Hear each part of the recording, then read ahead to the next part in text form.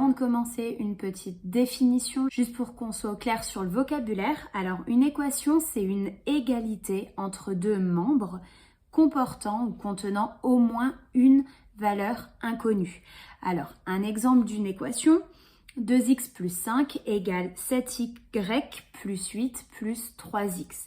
Donc, j'ai deux membres, un membre ici, un membre ici. Donc, vous pouvez vous le noter si jamais vous avez peur d'oublier ce qu'est un membre.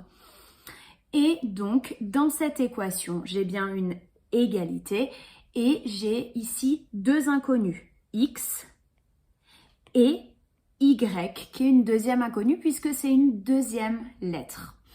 Donc, nous, cette année en troisième, on va s'intéresser uniquement aux équations avec une seule inconnue. Et afin de bien comprendre de quoi il s'agit, je vous propose de regarder une petite animation vidéo où on va représenter une équation par une balance. Vous savez, les balances à l'ancienne avec deux plateaux. Et donc, regardons tout de suite la première animation. Sur cette balance, j'ai d'un côté une pomme, une orange et une poire et de l'autre côté deux poires. Maintenant, je vais rajouter deux pommes sur le plateau de gauche et deux pommes sur le plateau de droite. Puisque deux pommes pèsent le même poids que deux autres pommes, le plateau se rééquilibre. C'est comme si je n'avais rien fait d'un point de vue de l'équilibre. Maintenant, je vais enlever une poire sur le plateau de droite, enlever une poire sur le plateau de gauche et je reviens à l'équilibre comme si je n'avais rien fait d'un point de vue de l'égalité des poids.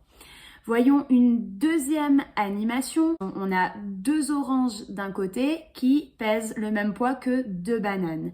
Je peux de chaque côté couper en deux les quantités. Donc je coupe les quantité des oranges en deux, je coupe les bananes en deux et j'enlève sur chaque plateau la moitié. Donc, dans ce cas-là, j'ai divisé par deux. J'ai gardé la moitié sur chaque plateau. Et donc, je me rends compte que d'un point de vue de l'égalité du poids, ça n'a strictement rien changé puisque je suis revenue à l'équilibre. Autrement dit, on a une propriété très intéressante qui nous permet de résoudre une équation. Dans une équation, on peut, sans changer l'égalité, ça veut dire sans faire basculer un plateau au final, dans les deux membres, donc des deux côtés, on peut additionner ou soustraire par n'importe quelle quantité. Je peux enlever des pommes, des bananes, des x, etc. Et je peux rajouter n'importe quoi. Et je peux multiplier ou diviser par n'importe quel nombre sauf 0. Alors, quand on va additionner, soustraire, peut y avoir des x dans l'histoire, il n'y a aucun problème et c'est pourquoi j'ai écrit qu'on peut ajouter ou soustraire n'importe quelle quantité. Ça peut être des nombres, ça peut être des x. Par contre, quand on multiplie et on divise, c'est que des nombres et jamais par 0, d'accord? Évidemment, on n'a pas le droit de diviser par 0 et si vous multipliez par 0, tous vos zéros, donc c'est aucun intérêt. Alors, regardons une nouvelle animation pour comprendre avec des x maintenant comment ça se passe. Donc, vous voyez que sur cette balance, j'ai une pomme et le nombre 3 d'un côté et deux pommes de l'autre côté qui ont le même poids, donc c'est égal. Les pommes, on va tout simplement les transformer en x et le principe est exactement le même. Alors, au lieu d'écrire xx, on dit que ça fait 2x. Et maintenant, je vais enlever un x à gauche et j'enlève un x à droite. Il y en avait deux, donc on réécrit les deux séparés, on en enlève un. Et on se rend compte que la valeur de x, ça correspond pile au nombre 3. Un deuxième exemple avec des x. Alors, on a quelque chose d'un peu plus fourni. Sur le plateau de gauche, on a 4x et 5 et à droite, on a 3x et 13. Pardon, 2x et 13. Donc, ce que je peux faire, c'est enlever 2x à droite. Mais du coup, pour équilibrer, je dois enlever 2x à gauche. Il en reste 2 puisqu'il y en avait 4. J'enlève 5 à gauche et je vais enlever 5 à droite. Et enfin, chaque quantité, je la coupe en deux parce que je ne veux garder qu'un seul x. Je ne peux pas enlever x, je suis obligée de couper en deux puisqu'à droite, il n'y a pas de x. Donc, je coupe en deux et j'enlève la moitié sur chaque plateau. Et on arrive à la solution x qui correspond au nombre 4. Regardons maintenant si on doit écrire tout ça. Qu'est-ce que ça donne? Comment on peut rédiger? Il y a mille et une façons d'écrire les opérations. Moi, je vous en suggère une qui est plutôt efficace, qui est assez simple et qui correspond à ce qu'on vient de voir sur l'animation. Alors, la première animation qu'on a vue, c'était x plus 3 égale 2x. Qu'est-ce qu'on a fait? On a enlevé un x à gauche et pour équilibrer, on va aussi enlever un x à droite. X moins x, ça va s'annuler, il n'y en aura plus. Il me reste donc 3. Et de l'autre côté, 2x moins x, ça me laisse x et on a notre solution puisqu'on trouve à quoi vaut x. Je continue dans le deuxième exemple. J'ai 2x plus 13 à droite, 4x plus 5 à gauche. Je vais déjà essayer de faire disparaître les 2x ici pour enlever les x d'un des deux côtés. Alors, pour enlever 2x, j'écris moins 2x. Et ça, je le fais de l'autre côté aussi, moins 2x. Et je calcule 4x moins 2x, comme si je posais une opération, d'accord?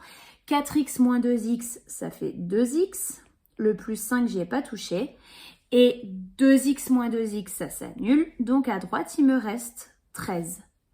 Et là, j'ai un plus 5 qui traîne, qui n'a rien à faire ici. Donc je vais enlever mon plus 5.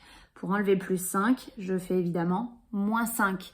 Si j'avais eu moins 5, j'aurais fait plus 5, d'accord? Et donc, moins 5 à droite. Il me reste 2x. 5 moins 5, ça fait 0. On a fait exprès. 13 moins 5, ça me donne 8. Et je vais devoir partager en 2 puisque j'ai 2x. Si j'avais eu 3x, j'aurais partagé en 3. D'accord? Si j'avais eu moins 2x, j'aurais partagé en moins 2. Donc, je viens diviser cette fois-ci par 2. Je partage en 2. Ma fraction se simplifie, c'est fait exprès, et il me reste x égale 8 divisé par 2, 4, et on retrouve bien le résultat de la vidéo. Et je vous propose un dernier exemple un petit peu plus compliqué, qui n'était pas illustré, on va le faire ensemble. Alors peut-être vous avez compris, peut-être pas, je précise pour ceux qui ont un peu plus de mal, mon idée que j'ai derrière la tête quand je commence une équation, c'est d'avoir deux parties. De ce côté-là, d'essayer d'avoir que des x et du côté droit, que des nombres. Et donc, je vais juste enlever ce qui n'est pas à sa place. Et peut-être vous avez remarqué, je vais toujours enlever en premier ce que j'aurais calculé en dernier. C'est un peu bizarre comme règle, mais en fait, c'est pas si bête que ça parce que quand on résout une équation, on fait les calculs à l'envers. Donc, on commence par le calcul qu'on aurait fait à la fin. Ici, dans mon exemple, à la fin, j'aurais fait mes deux divisions. Divisé par 5 et divisé par 3. Eh bien, pas de panique, il y a des fractions, c'est sûr, c'est moins sympathique, mais ça se fait très très bien. Quelque chose qu'il faut avoir en tête absolument, c'est que le numérateur, c'est comme s'il était entre parenthèses. C'est jamais écrit, c'est sous-entendu, mais là, je vais en avoir besoin. J'ai un divisé par 5 ici qui me gêne. Pour l'enlever, si vous avez compris, je vais faire fois 5. Et si je fais x5 à gauche, je suis obligée de faire x5 à droite pour équilibrer. Ça va me permettre de supprimer ici mon x5. Et maintenant, j'ai un 3 ici qui me gêne. Je vais donc multiplier par 3, comme ça je vais pouvoir simplifier. Et donc, il faut que je multiplie par 3 à gauche aussi. C'est toujours le jeu, ce que je fais d'un côté, je le fais de l'autre côté. Et quand je veux me débarrasser d'un calcul, je fais toujours le calcul inverse. Donc, il me reste, si on garde que ce qui est écrit, il me reste 3 fois 6x plus 2 égale à 5 fois 2x moins 3. J'aime pas garder des parenthèses, je vais utiliser la distributivité pour simplifier tout ça. Ça me donne 18x plus 6 est égal à 10x moins 15. Et maintenant, je vais enlever les choses qui ne sont pas à leur place. Le 10x n'est pas à sa place, je l'enlève. Quand je dis n'est pas à sa place, c'est par rapport au titre de ma colonne, entre guillemets. Et si j'enlève 10x à droite, j'enlève 10x à gauche, évidemment. Et je me rends compte tout de suite en même temps que le plus 6 n'a rien à faire du côté des x, donc moins 6. Et donc, moins 6 à droite. Et maintenant, je calcule tout ça. 18x moins 10x, ça fait 8x. 6 moins 6, ça fait 0. Je remets bien mon égal. 10 moins 10x, ça fait 0. Et moins 15 moins 6, ça fait moins 21. Cette fois-ci, je ne coupe pas en 2, j'ai 8x, donc il faut que je coupe en 8. Donc, je divise des deux côtés par 8. Ici, ça simplifie, c'est fait exprès. Et 21 huitièmes, ça se calcule pas très bien, donc on peut le laisser sous forme d'une fraction. J'oublie pas bien sûr le signe moins. Et j'ai résolu mon équation. Voilà, j'espère que c'est bien compris et que vous allez réussir à faire les exercices.